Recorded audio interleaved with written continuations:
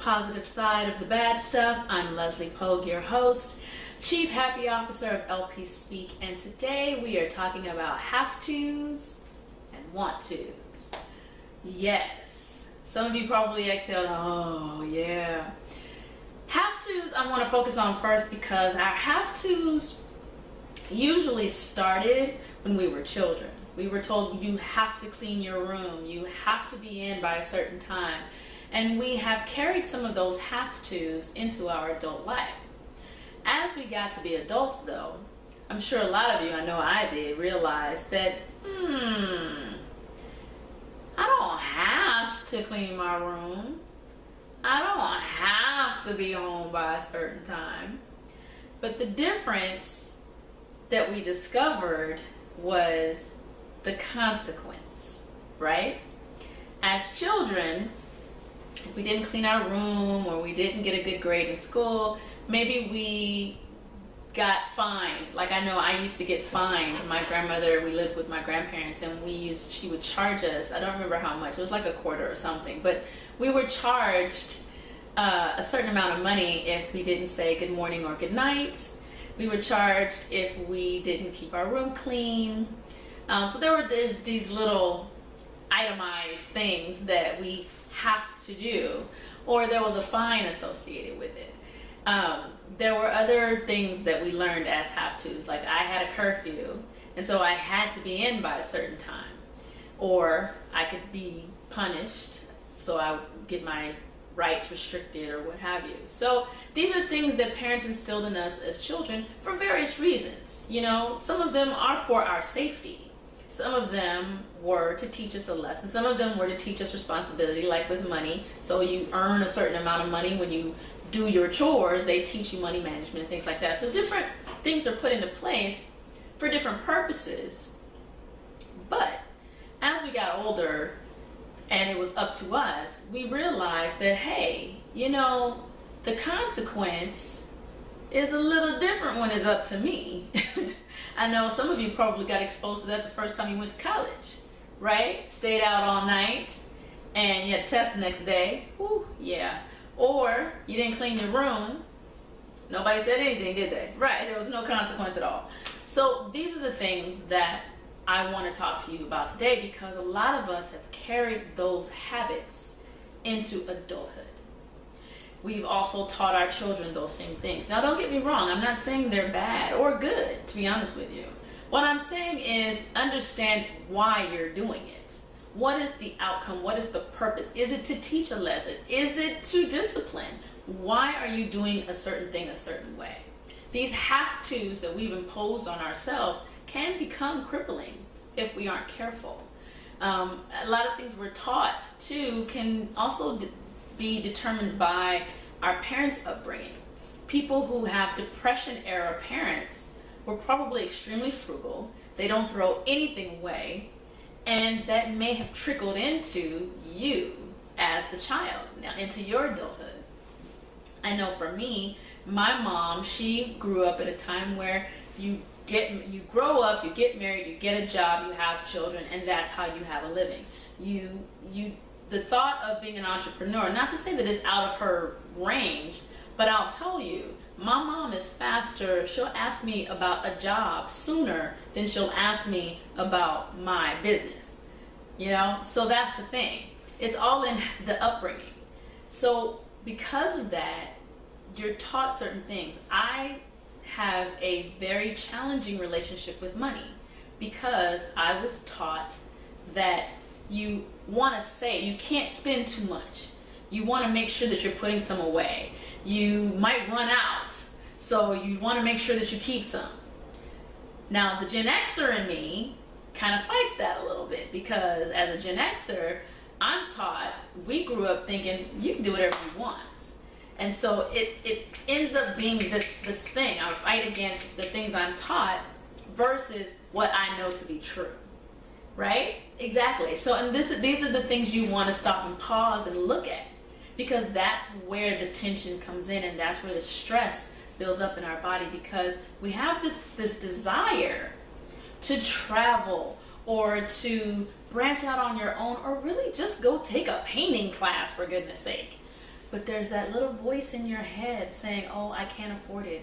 I don't make enough money. I don't live in the right place. I'm too old. I'm too young. Whatever it is.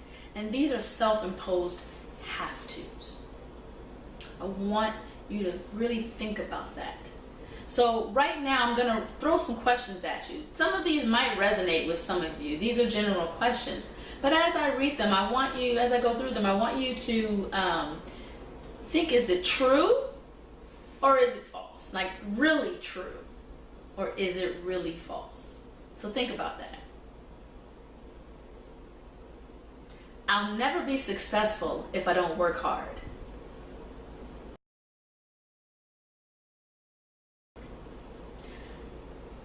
I'll never get a man if I cut my hair.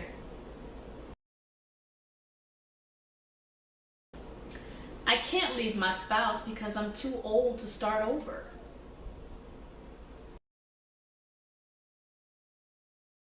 I can't afford to go out to dinner and travel and have some of the living lifestyle things I'd like to do. Life is supposed to be hard.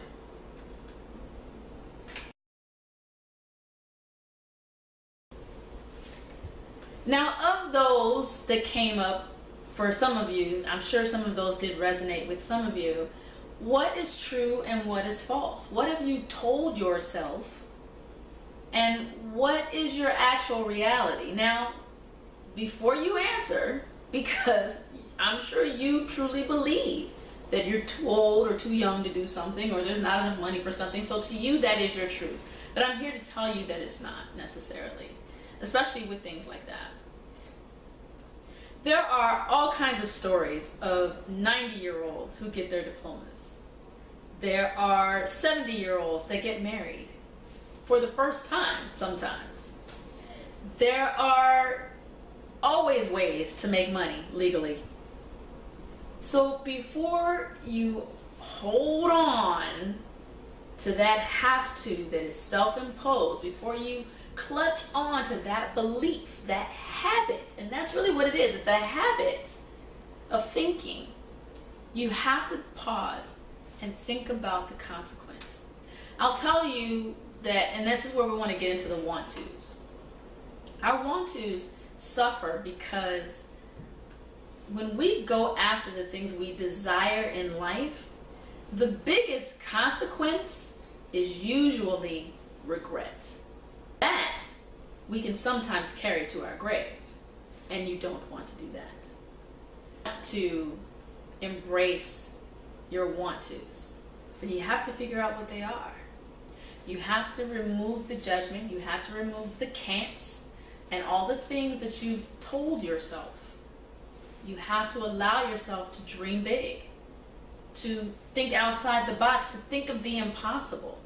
I always, when I give my speeches, I talk about, can you go to the moon? Some of you are probably sitting there going, no, I can't go to the moon. But you answered too quickly. Can you go to the moon?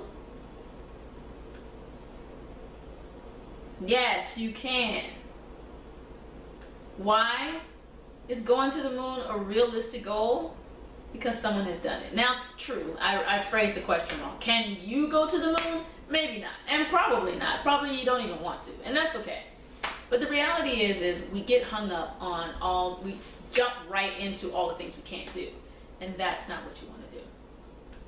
So now let's talk about some actions you can do to start to shift that. In the 90s, there was what we called a paradigm shift. It was huge. It was just a big deal. And really, all a paradigm shift is a way of changing your thinking. That's all it is. It's that simple. Now, nobody likes change. I'm included in that. But change is actually the one constant that never changes. How's that for irony? So by shifting how you look at a thing, that might help you move into making that change in your life and living more of your want tos as opposed to getting stuck in your self-imposed have tos. So I want you to think about this for a moment. You aren't afraid to try new foods, so why not try eating in a different city state, country. Right? That's not a big leap. If you cut your hair, it'll always grow back. So why not spend your money on the haircut you want, that thing you want, or that class you want to take? Because you can always make more money. These are the things you want to start replacing with your thinking. What are the consequences? What do I have to give up in order to get what I want? What do I have to work a little harder at to get what I want? We say we want to lose weight, and yet we sit and watch TV and keep eating the chips that keep adding the weight. But you won't go walk for just 10 minutes a day. Exactly. It seems minor. It seems like 10 minutes will never make a difference. But people who are obese and can't walk, that's exactly what they do. They start little movements. Now, yes, it does take longer. But does that mean you'll never be successful? Absolutely not. It just means it'll take a little longer.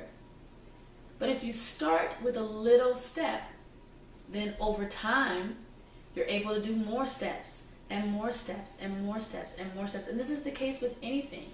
You're not a great reader? Start reading for just 10 minutes a day. Then you'll start to comprehend a little bit better, and you'll enjoy it maybe 20 minutes, 30 minutes, and then next thing you know, you'll be reading all the time. We've relied on audiobooks so much that we've forgotten how to read. We've shortcut our text now. We don't use our words. We don't use our language. These are areas that we want to continue to nurture. Now keep in mind, it takes 28 to 30 days to change a habit. So you might not see change right away, but give yourself the opportunity to make that change. But the first step has to be, as I always come back to the happy, you got to hear your truth first. What is it that you want? Do you want to move to another city, state, or country? Do you want to go back to school? Do you want to buy a home or buy property? What is it exactly that you want to do? And don't be afraid, don't judge it. If it's something small, then start small. If you just want to be able to go out to dinner once a week, okay, then start there. But start building the life you want. This exercise I'm going to give you is kind of your homework. At the beginning of the year, instead of doing a vision board, which I still promote and think are really great things to do, so if you haven't done a vision board, you may want to do one. But this year I opted to do something different. It's of my own devising. It's not something I read somewhere or anything. It's just something I wanted to do because I just didn't want to do another vision board. I wrote out kind of like a script, but it's basically a descriptive way of what my life looks like, as if I was explaining it to someone. I stepped out of my brand new LR4 Landmark that's creamy white with tan interior as I step into my office in Culver City, and I can see my admin desk with a waterfall behind it, and there is 1920s artwork on the wall, and so forth and so on. If you were describing your life to someone, what would it look like? So you want to speak about it in the present tense. This is what you're currently doing. Speak about it, write it out, and then read it to yourself every single day.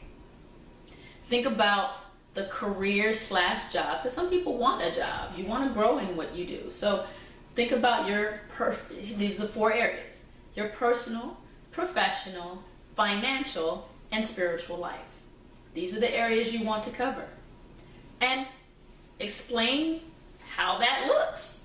Now that might take a few tries. Don't expect to get it right on the first time, and you may even adjust it. You might get it right where you want it, and then you're sitting down working, you're like, oh, I want to add this to my list. Feel free to adjust it. Now, at some point, do kind of stop for a little while and just kind of breathe in what you've imagined and what you visualized.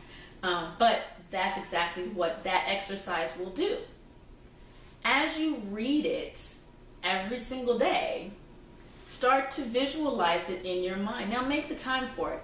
Mine is, I want to say 3 pages. So it takes a moment to get through it. It takes about 5 minutes, maybe a little less than that, maybe a little more, I'm not sure. But allow yourself to read it in its entirety every single day. But take the time to write out, what does your ideal life look like? And here's the other asterisk. Don't be afraid to, if you're married, say that I'm single. If you're single, say that I'm married. If you want to be divorced, then say you're divorced. If you have children, say your children are grown and gone, or whatever. Or if you don't have children, you want some, put that in there. Really paint the picture of what you want / wish your life looked like, that you're living every single day. It's such a great exercise to do, and it's so powerful. It's just as powerful as a vision board because you're really owning it, and it's helping you to visualize the life you want to lead. By starting to live into your want tos and manifesting that, the things that you say you want will start to appear. You always want to find a parking space whenever you go to the mall. Say that all the time, and I guarantee you over time, the universe will already know, and it will happen. These are the things that you bring about because everything is connected. We're all in sync with everything else. And once you get and you find that rhythm, you know, like Anita Baker says, life has a rhythm. Well, it does. And you need to get in tune with it. But we have to untrain the things that not only we were taught growing up, but also that we've taught and told ourselves. These imaginary have-tos that we have to do all the time. Now, keep that in mind as you go through your day. Now remember, as I said, it takes 28 to 30 days to create a habit, so your change is not going to happen right away. You might even stumble and fall off a little bit as you're making this change. Give yourself permission to get up to speed. So if you miss it, don't criticize, don't penalize yourself, just start again. It doesn't have to start again at the beginning of the week. It doesn't have to start again at the beginning of the month. It can start again the very next day. Just start clocking your days. Just start paying attention to what it is you're doing. And that's how you move out of your have-tos into your want-tos and into the life that you want. So I hope today's message was helpful for you. Tune in next week. I will have a guest. As you get used to this season's going to be a little bit different than last season's. At least my goal is to do that. I'd like to see, I'll have a guest every other show, and then every other show I'll have my own words of wisdom for you each week. So I look forward to the next few weeks with you. As always, I want you to definitely tune into my website at www.thehabitofhappy.com. Definitely subscribe to this channel, the positive side and the bad stuff, so you can get this show and past shows on a regular basis and any shows that we have going forward. There are a couple of things that are coming up in August that I do want to let you know about. In August, I have a webinar, and it's going to be a web series that you can sign up for, and you'll get a new tip on how to get to your happy. It's 52 weeks of happy is the name of the webinar, and each week you'll get a little tip, an activity, an action for you to put your life in motion to get to your happy. And those of you who know my happy, it's hear your truth, acknowledge your feelings, give yourself permission to feel better, purge your past, and yield to your new life.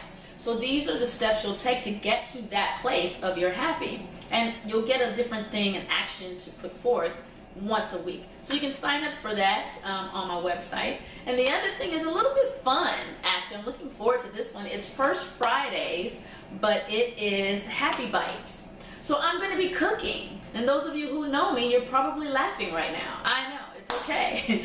But I love cooking shows, and I love cooking, and I am no chef by any stretch of the imagination. But here's an opportunity for me to learn how to properly chop, how to properly make a certain item. And I want us to learn together. So once a month, on first Friday of every month, I'm going to cook something. Sometimes it'll be pre-recorded, and sometimes it'll be live. So if you join in, then you'll get to come along with me on the journey. But it'll also have some recipes and things you can do, and it might be helpful. Plus, I'd love to get some input from you as to some recipes you'd like me to try on the air, and some things that I can share with the audience, with you and other people, to get out there and have some fun. And it's also, again, to get to your habit, to be healthy, to be consistent, to learn to create good eating habits and good cooking habits, and just to build on that habit of happy and having a happy life. So I hope you look at my website and join into some of those things. Again, subscribe, and with that, I'm going to leave you until next week as always. So make sure that you go, be, do.